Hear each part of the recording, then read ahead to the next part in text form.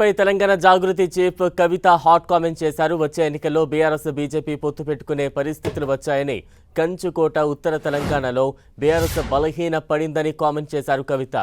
కొత్తగూడెంలో సిపిఐకి KTR open offer ఇవ్వడం దిగజారుడేనన్నారు. ఒకప్పుడు కమ్యూనిస్టులను తోక పార్టీగా అభివర్ణించిన బీఆర్ఎస్ ఇప్పుడు తోక పార్టీగా మారిందన్నారు.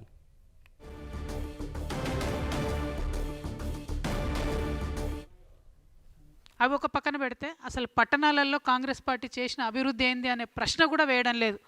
పైగా మున్సిపల్ శాఖ మంత్రిగా కేటీఆర్ గారే ఉన్నారు. అంతకుముందు నేను మున్సిపల్ శాఖ మంత్రిగా మొత్తం అన్ని మున్సిపాలిటీలని తీర్చిదిద్దినా అని చెప్పినటువంటి కేటీఆర్ గారు మరి అలా 16 స్థానాలు వచ్చినా 17 స్థానాలు రాగానే మాకు ఈ మాత్రం వచ్చుడే ఎక్కువ, ఆనాడైతే కాంగ్రెస్కి అది కూడా రాకుండా చేసినాం మేమని చెప్పి ఆయన చెప్తా ఉన్నారు. అంటే ఒక విచిత్రమైన స్థితి ఈ రాష్ట్రంలో నెలకొన్నది. బీఆర్ఎస్ పార్టీ అట్టర్గా ఫెయిల్ అయింది కాంగ్రెస్ పార్టీ యొక్క తప్పుల్ని ఎక్స్పోజ్ చేయడంలో. అందుకే కాంగ్రెస్ పార్టీకి ఈ మున్సిపాలిటీస్లో బెటర్ రిజల్ట్ వచ్చిందని నేను అనుకుంటా ఉన్నా. కేటీఆర్ గారు మాట్లాడుతూ సిపిఐ పార్టీ కార్మికుల హక్కుల కోసం బాగా పనిచేసింది కాబట్టి కొత్తగూడెంలో నేను ఓపెన్ ఆఫర్ ఇస్తున్నా అని చెప్పారు.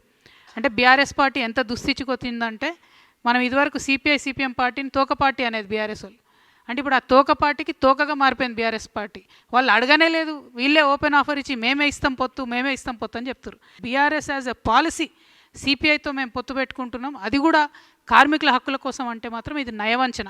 ఎందుకంటే సిపిఐ పార్టీ కంప్లీట్గా కాంగ్రెస్తోని మిలాఖత్ అయి ఉన్నది. ఈ 2 ఏళ్ళుగా వాళ్ళతో ఉన్నారు. అవి ఒక పక్కన పెడితే అసలు పట్టణాల